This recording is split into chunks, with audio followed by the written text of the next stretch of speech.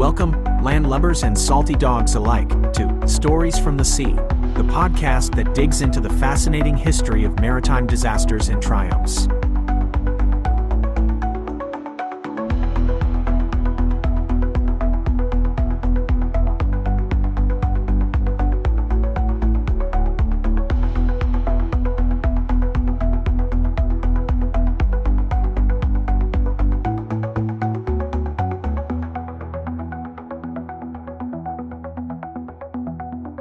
Today, we're casting our net on one of the most iconic and accessible shipwrecks in the world.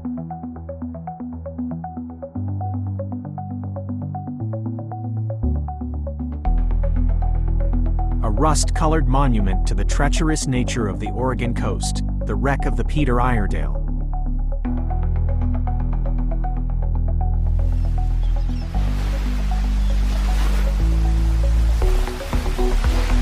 Sound of waves crashing on a beach.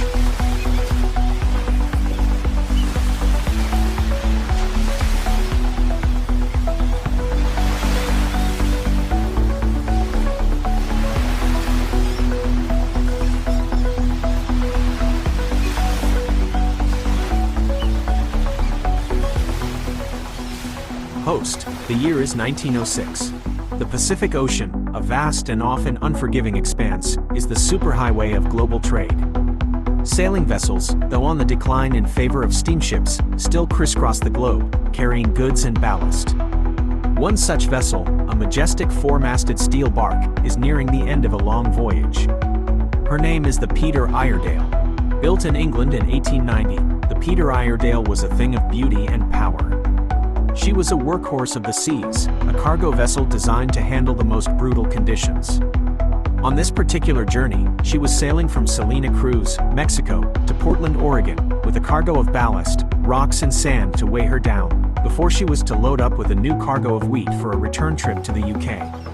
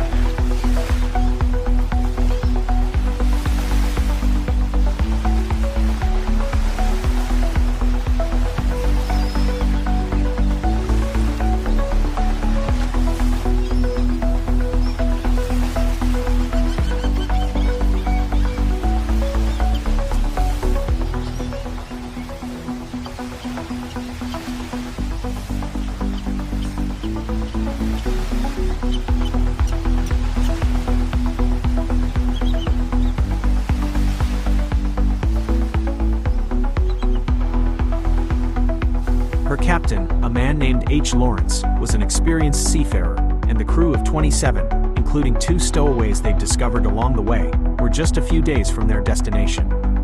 Everything seemed to be going according to plan. They'd sighted the Tillamook Rock Lighthouse, a beacon of hope at the mouth of the Columbia River. They were in what's famously known as the graveyard of the Pacific. Sound of a howling wind and heavy fog. Host, the Columbia River Bar is a navigational nightmare. It's a constantly shifting sandbar created by the immense volume of water and sediment pouring from the river into the ocean. It's a place of ferocious waves, strong currents, and sudden, blinding fogs.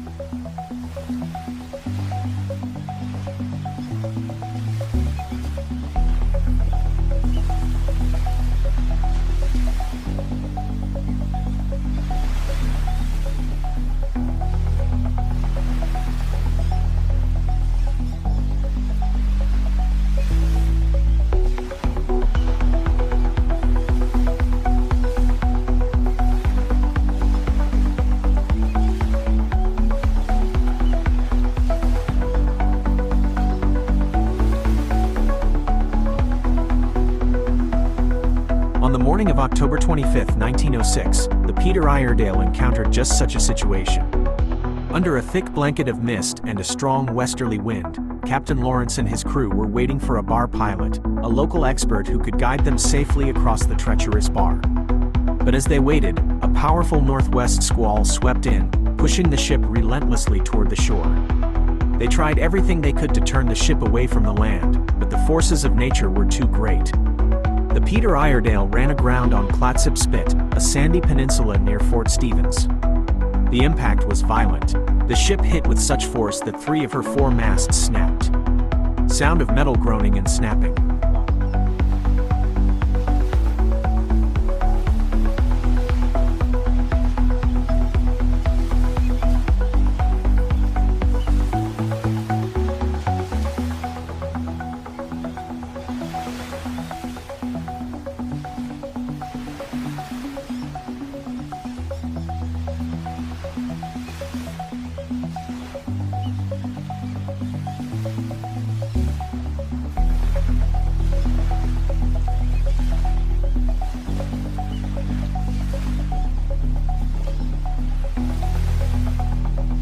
Host, but here's where the story takes a surprising turn.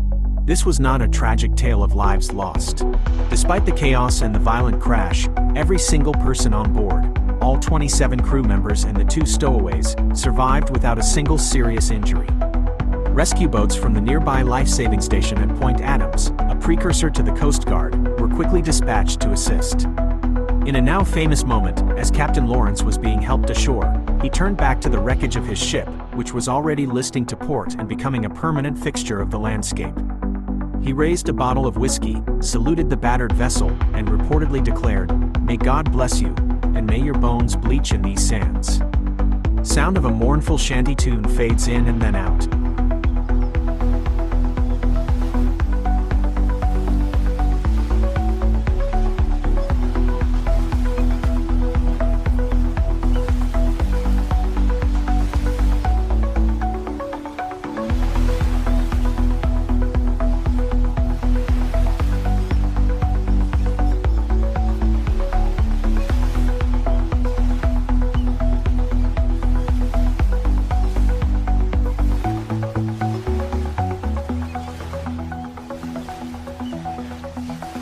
The British Naval Court of Inquiry that followed cleared Captain Lawrence and his crew of any blame. It was a simple case of a ship caught in a relentless storm and an impossible situation. There was little they could have done to save her. Almost immediately, the wreck became a tourist attraction. People flocked to the beach to see the massive steel vessel stuck in the sand. At one point, the Astoria and Columbia River Railroad even planned to run an excursion train right to the site. In the years that followed, there were some attempts to salvage the ship, but with each passing day, the sands of Clatsop Spit tightened their grip. The vessel settled in, and the ocean took its toll. Parts of the ship were eventually sold for scrap, but the main hull was too deeply embedded to be moved.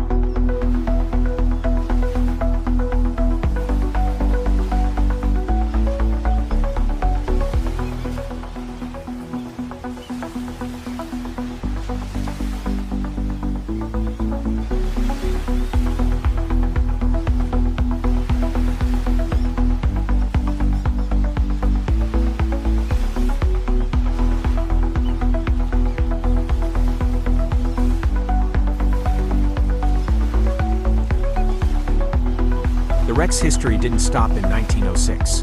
In a strange and little-known chapter of its life, the Peter Iredale was actually in the line of fire during World War II. In 1942, a Japanese submarine fired shells at Fort Stevens, making it the only time a mainland U.S. military installation was attacked during the war. While the shells created craters on the beach, the wreck of the Peter Iredale remained undamaged, a silent witness to history.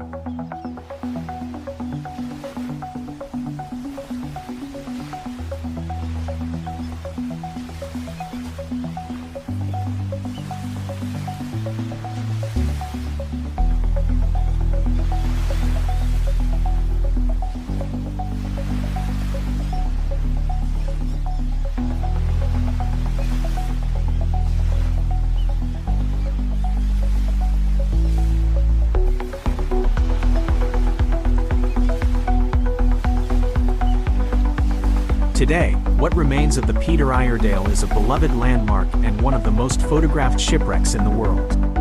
It's a testament to the power of nature and the resilience of a crew who walked away from certain disaster. The steel skeleton, slowly being devoured by the sand and the sea, serves as a poignant reminder of the dangers of the graveyard of the Pacific and a beautiful, enduring piece of Oregon's history. Podcast outro music, same jaunty sea shanty. Host, thanks for joining us on this voyage into the past. We'll be back next time with another story from the sea.